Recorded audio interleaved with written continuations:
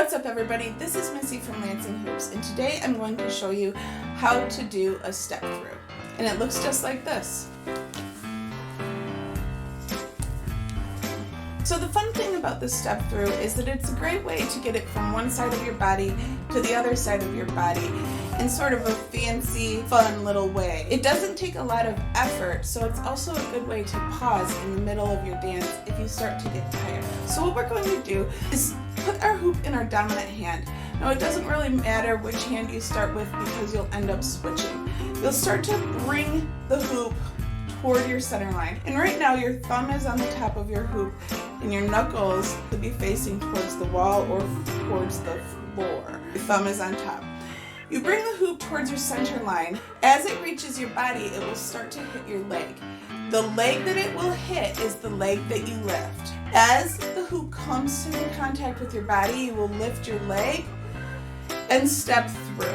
Right now what we're going to do, put that leg down so that the hoop is wedged between our legs. Then what we're going to do is with our free hand, the hand that hasn't done anything yet, we will reach inside and grab the hoop. Now, our thumb is pointing down and we will let go with the other hand and it will be free to bring the hoop to the other side of our body. So let's do that again.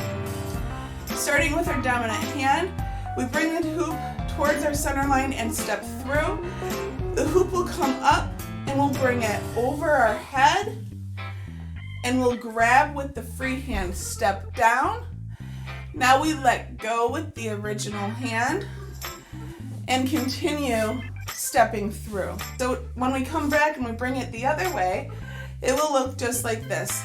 Now with our second hand, we'll bring the hoop in line with our body.